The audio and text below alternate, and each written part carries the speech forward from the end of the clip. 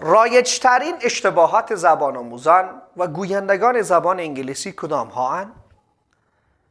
چگونه می توانیم از تکرار این اشتباهات جلوگیری کنیم؟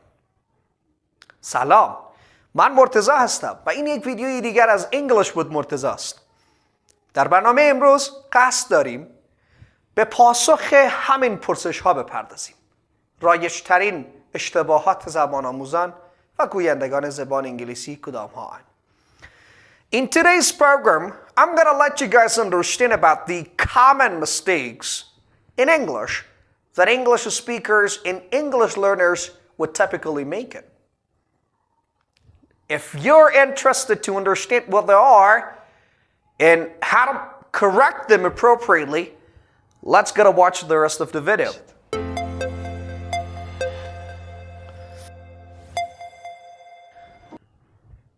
رایج ترین اشتباهات زبان آموزان و گویندگان زبان انگلیسی را در دو کاتگوری و در دو دسته تقسیم میکنیم.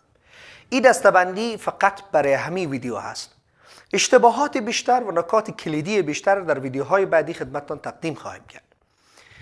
نکته اول و دسته اول مربوط به اسمهای غیر قابل شمارشی است که خیلی از زبان آموزا و گویندگان زبان انگلیسی حالت جمع اونا را استفاده میکنن و میان در جملات pluralize میکنن.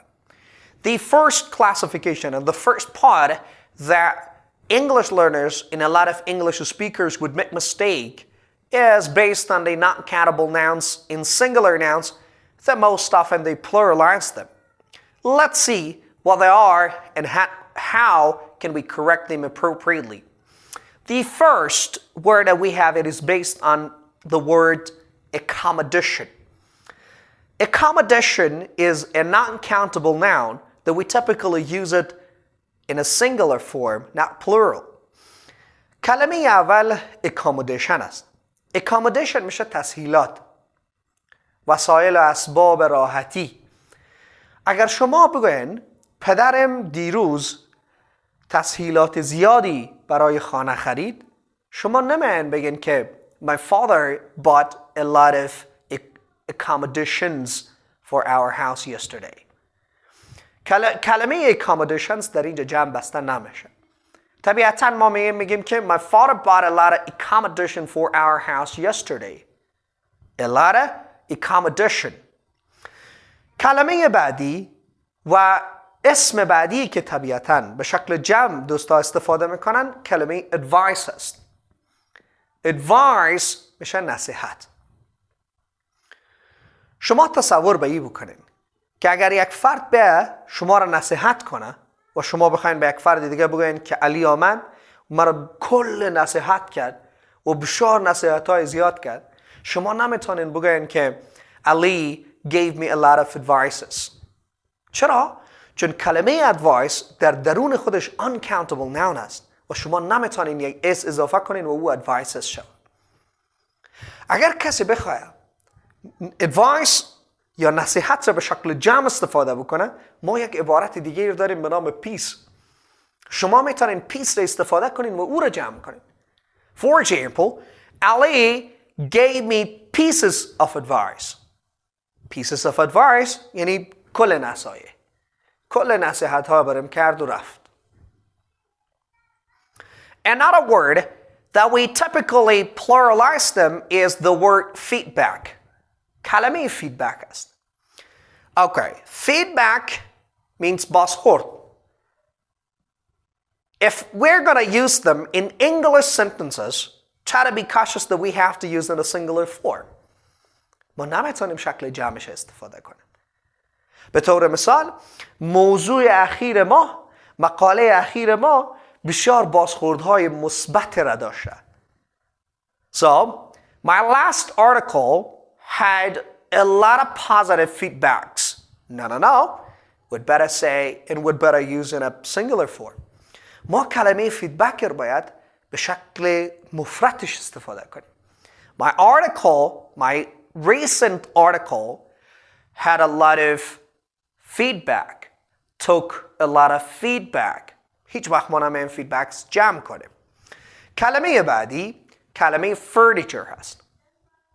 Furniture is another word that most English learners pluralize it. اگر شما بگین ما مبلمان زیادی یا تعداد زیادی از مبلمان اخیراً خریدیم، شما نمیتونین بگین we have recently or we have bought a lot of furnitures recently.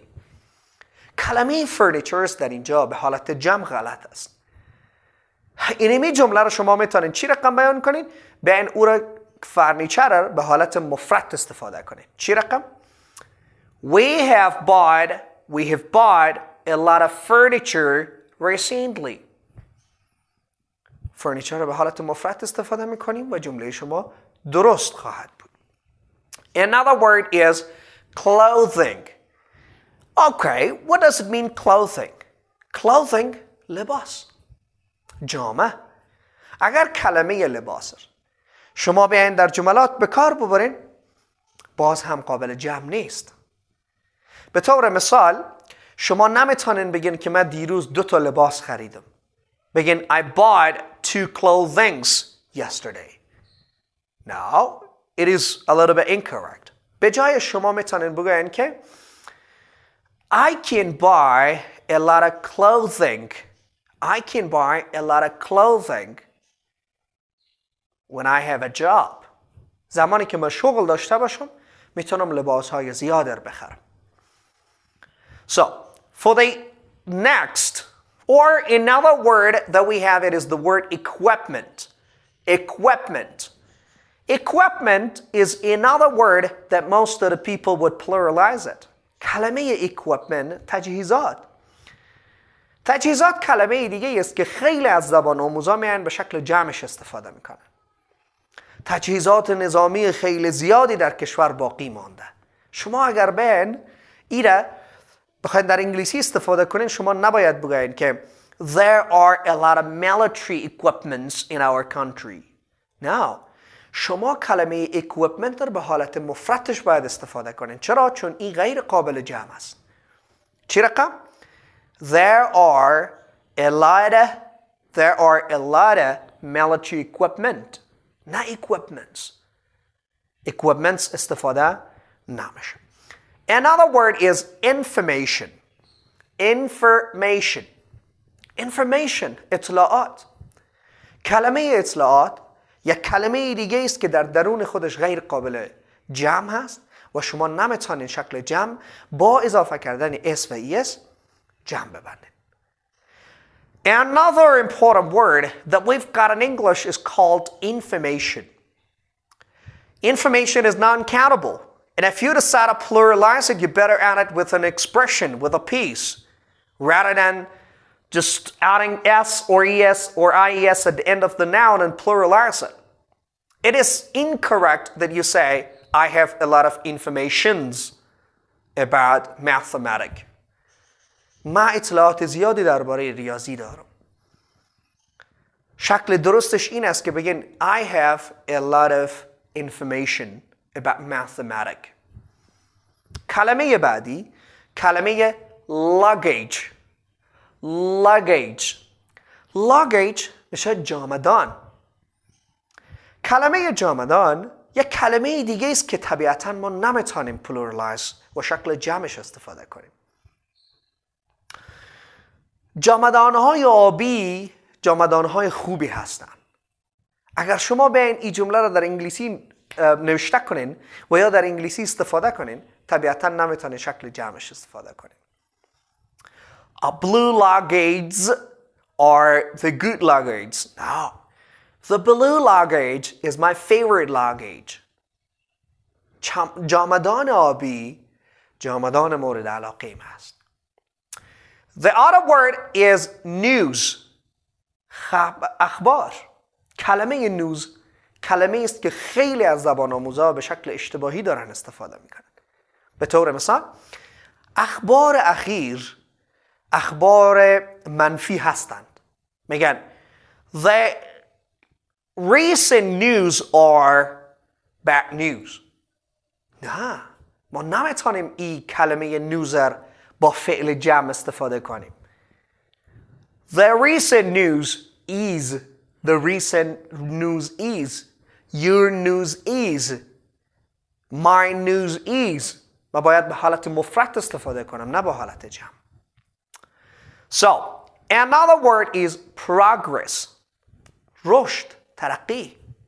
اگر بگویم علی ترقی و پیشرفت‌های زیاد در کمپانیش داشته، شما نمیتونین بگوین که علی had a lot of progresses in his company. شکل درستش ای است که بگین علی had a lot of progress in his company. The last word of non-countable nouns that we have is based about software. کلمه software کلمه است که خیلی از زبان آموزا شکل جمعش استفاده میکنن. به طور مثال شرکت مایکروسافت سافتویرهای زیاد را تولید کرده است. شما نمیتونین بگین Microsoft company produced a lot of softwares for the computer users. باید حالت مفردش استفاده شود. Microsoft company produced a lot of software for the computer users. So, another part is based on those kind of prepositions that we typically use them incorrectly. بخش دومی از صحبت‌های ما مربوط به حروف‌های اضافه است که به شکل غلط استفاده میشه. اولین کلمه و اولین حرف اضافه‌ای که در کنار کلمات به شکل اشتباهی استفاده میشه کلمه afraid با کلمه from هست. اگر شما بیاین بگین من از مار میترسم، شما نمیتونین بگین I am afraid from a snake. شکل درستش این است که I am afraid of snake.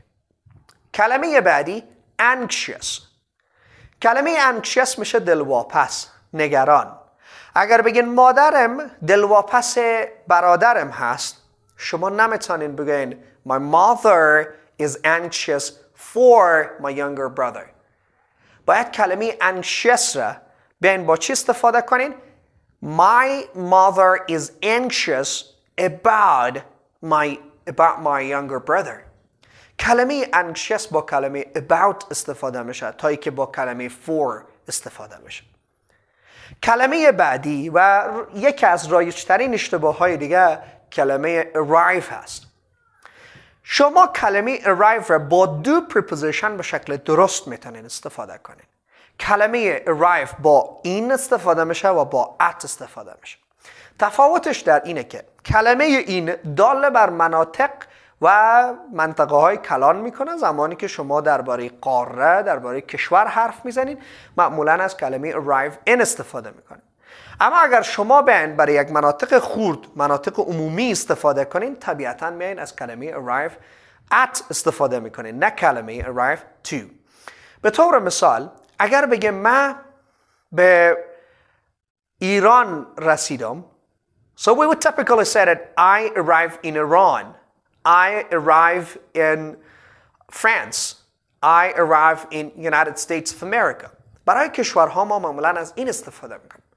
اما اگر شما بیاین بگین که من در پارک رسیدم، من به هرات رسیدم، so we would typically say we arrive at Harad, we arrive at Jibril. این غلط است که ما بگویم I arrive to Jibril. یکی از رایج‌ترین اشتباه‌های دیگه کلمه believe هست. Believe to. باور داشتن، عقیده داشتن.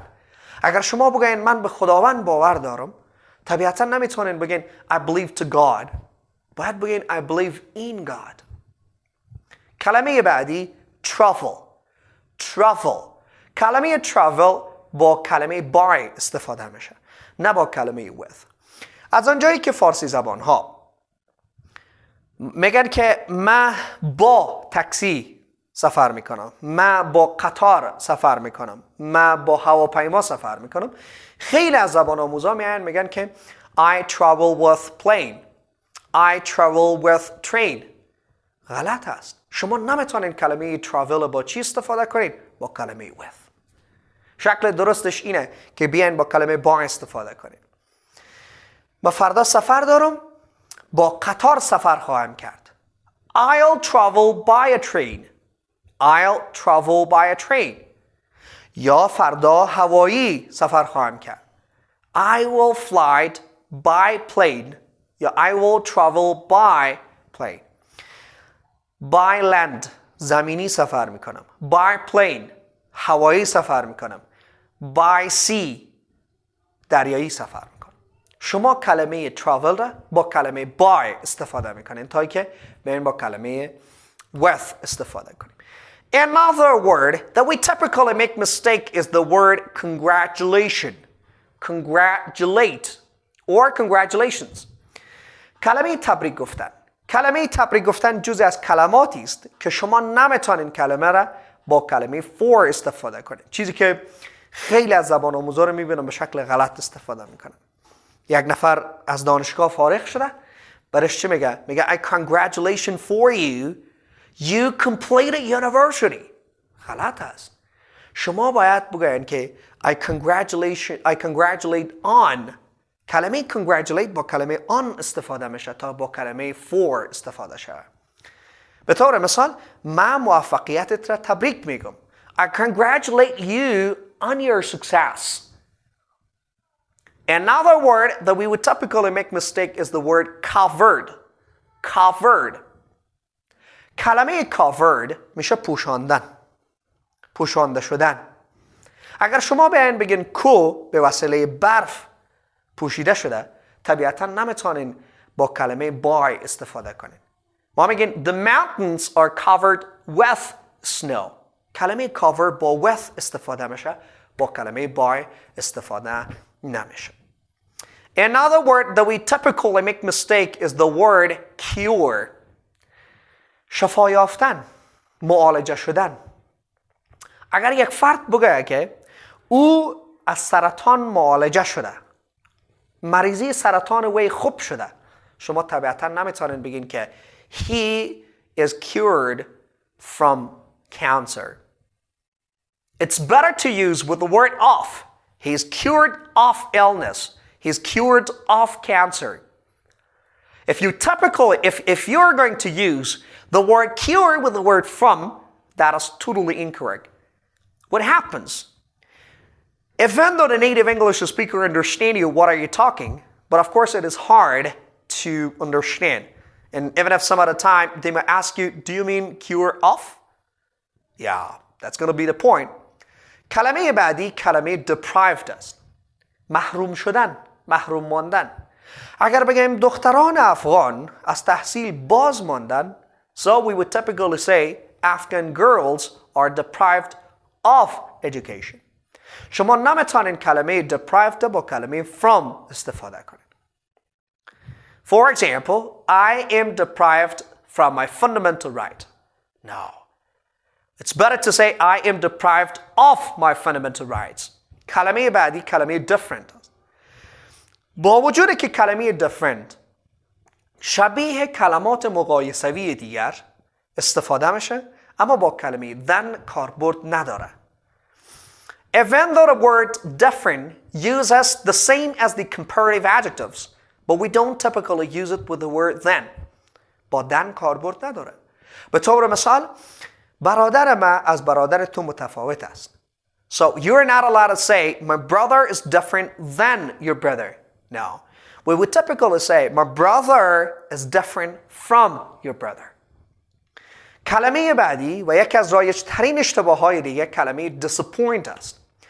We typically use disappoint with and disappoint by so differently. کلمه disappoint معمولا با with استفاده میشه و با کلمه by استفاده میشه، اما هیچ وقت کلمه disappoint با کلمه from کاربرد نداره. به طور مثال وقتی شما میگین که وی از پسرش ناامید شده، شما نمیتونین بگین he is disappointed from his son. باید بگیم که he is disappointed by his son. او از پسرش ناامید شده است. یا به عبارت دیگر اگر شما کامپیوتر شما مناسب کار نمیکنه، میگین من از این کامپیوتر خود دیگه ناامید شدم، شما نمیتونین بگین I am disappointed from my computer.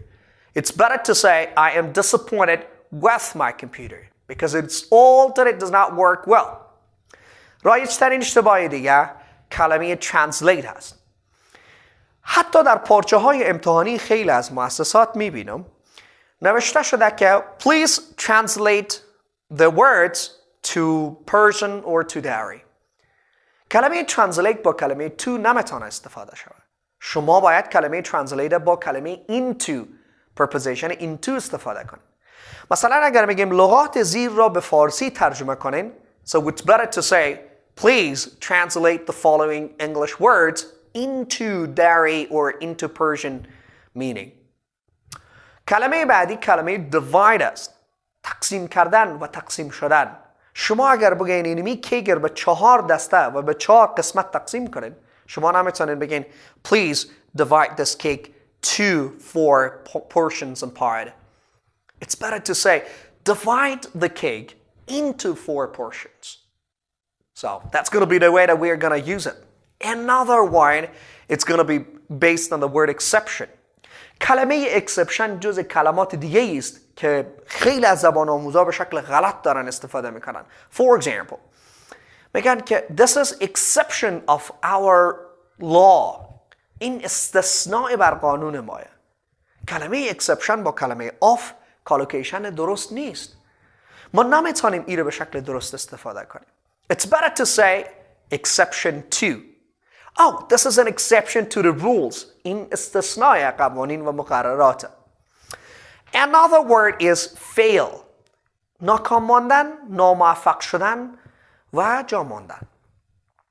اگر شما بگین من از امتحان ریاضی ناکام شدم شما نمیتونین بگین I failed from mathematics test.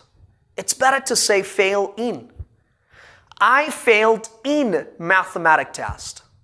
Another word is good at, not good in. شما زمانی که مهارت خوده و اسکیل خوده در یک چیز میخواین بیان بکنین یکی از ساختارهای مفید کلمه استفاده کلمه good at هست. اگر شما بگین من به رانندگی بسیار خوب هستم شما نمیتونین بگین I am good in driving. No, it's better to say I am good at driving. کلمه good با کلمه at بیشتر استفاده میشه. Another word is independent. مستقل بودن. کلمه مستقل طبیعتاً با کلمه from استفاده نمیشه.